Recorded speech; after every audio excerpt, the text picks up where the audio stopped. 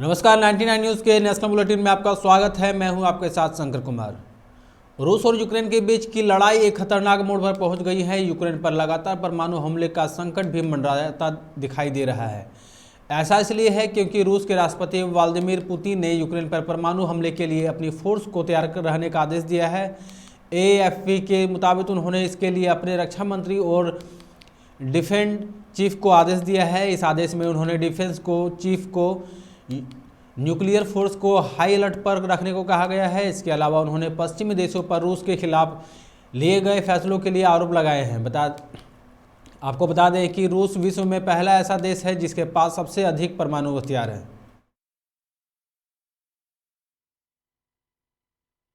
Силы сдерживания российской армии в особый режим несения боевого дежурства. Вы видите, что западные страны предпринимают не только недружественные действия в отношении нашей страны в экономической сфере, я имею в виду нелегитимные санкции, о которых все хорошо знают. Высшие должностные лица ведущих стран НАТО допускают.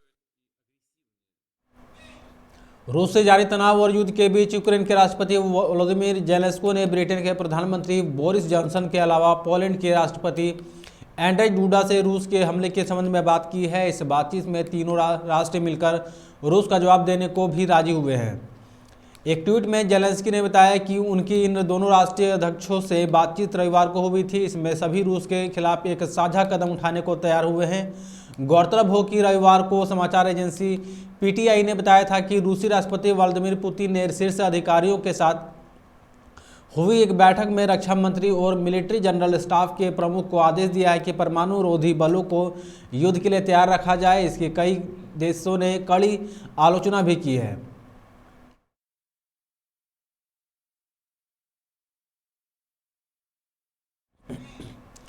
रूस के हमले के खिलाफ यूक्रेन हेग स्थित अंतर्राष्ट्रीय अदालत ICJ पहुंच गया है। यूक्रेन ने ICJ से रूस को तत्काल हमला रोकने का आदेश देने का आग्रह किया है। यूक्रेनी राष्ट्रपति वोलोदिमीर ज़ेलेंस्की ने ट्वीट किया, यूक्रेन ने आधिकारिक तौर पर रूस के खिलाफ ICJ में याचिका दायर कर दी है।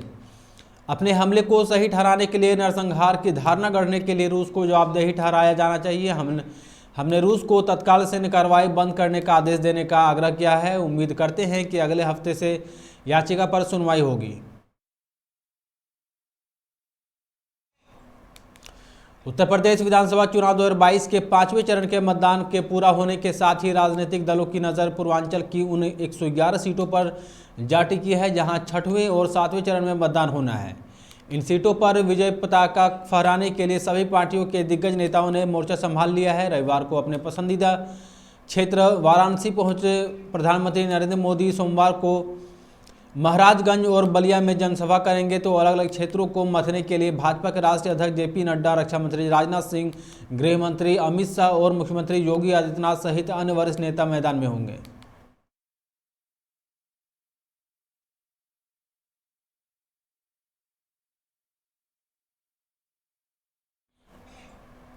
सोनभद्र की घेरावल सीट पर अगोड़ी बड़हर राजघराने की बहू विदेश्वरी सिंह कांग्रेस के टिकट पर चुनाव मैदान में उतरी है। हालांकि पहले चर्चा में थी कि टिकट राजघराने की बेटी दीक्षा को मिल सकता है। ऐसे में महत्वाकांक्षा और विचारधाराओं की लड़ाई घर तक पहुंच गई है। दीक्षा ने हाल ही में लखनऊ जाकर भाजपा की सदस्यता ग्रहण कर ली। हालांकि वह अपनी भाभी के खिलाफ भाजपा के पक्ष में खुलकर प्रचार नहीं कर रही है। बड़हर राजघराने के कुंवर अभ्युदय ब्रह्माशाह के निधन के बाद उनकी पत्नी विदेश्वरी सिंह राजस्थान स्थित अपने मायके में रहती थी।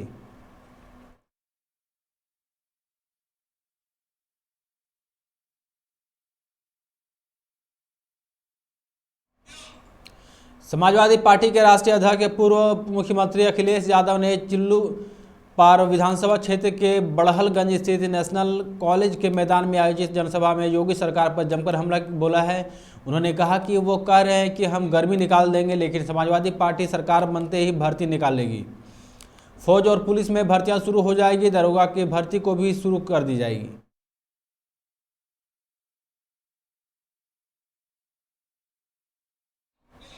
मणिपुर विधानसभा चुनाव का पहला चरण आज शुरू हो गया है। आज इम्फाल पूर्व, इम्फाल पश्चिम, विष्णुपुर और कांगपोकपी समेत 5 जिलों के 38 निर्वाचन क्षेत्रों में वोटिंग हो रही है। वहीं चुनाव की शुरुआत में ही मतदान केंद्रों के बाहर मतदाताओं की लंबी कतारें नजर आईं। गौरतलब है कि पहले चरण में 15 महिलाओं समेत कुल 173 उम्मीदवार इस चुनाव मैदान में अपनी किस्मत आजमा रहे हैं।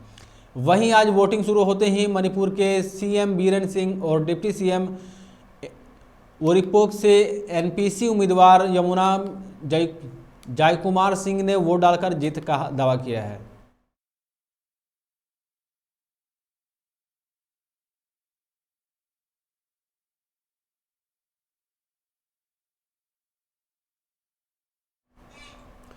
नगर पालिका के चुनाव में हुई हिंसा के विरोध में भाजपा की ओर से आज बुलाए गए 12 घंटे के बंगाल बंद के दौरान छिटपुट घटनाएं देखी जा रही है। मतदान के दौरान राज्य के विभिन्न क्षेत्रों में जमकर हिंसा की खबरें हैं।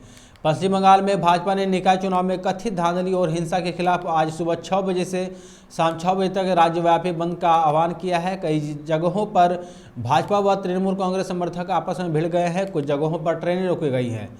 बंद के समर्थक में भाजपा की तरफ से जुलूस निकाला जा रहा है। पुलिस ने इन मामलों में कई भाजपा समर्थकों को हिरासत में लिया है।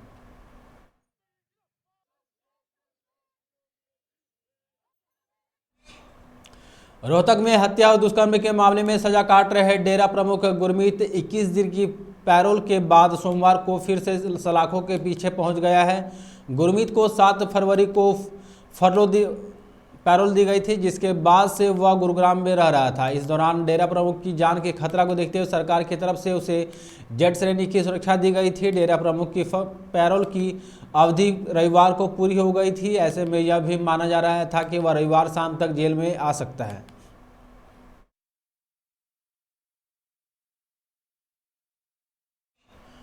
कोविड-19 की तीसरी लहर के वेरिएंट ओमिक्रॉन का असर धीमा पड़ने के बाद अब चौथी लहर को लेकर भी कयास लगे हैं। भारतीय प्रौद्योगिकी संस्थान के गणित और सांख्यिकी विभाग के शोधकर्ताओं ने गासियन वितरण प्रणाली के आधार पर आंकलन करके चौथी लहर आने का पूर्वानुमान बताया है। इसके लिए अवर वर्ल्ड इन डाटा नाम की वेबसाइट से कोरोना के अब तक के आंकड़ों का अध्ययन किया गया है। यह शोधपत्र मेड आर्कीव वेबसाइट पर प्रकाशित कराया गया है।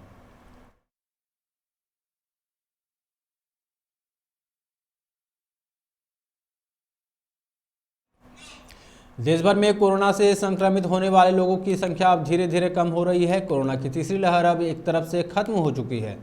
आज भी कोरोना मामलों में बड़ी गिरावट देखने को मिली है। केंद्रीय स्वास्थ्य मंत्रालय द्वारा जारी आंकड़ों के अनुसार भारत में पिछले 24 घंटे में कोरोना के 8013 नए मामले सामने आए हैं। कल की मुकाबले आज 2260 कम केस दर्ज किए गए हैं। अब कुल कोरोना मामले 4,29,24,130 पर पहुंच गए हैं। कोरोना से ठीक होने वाले मरीजों में अब थोड़ी कमी देखने को मिली है।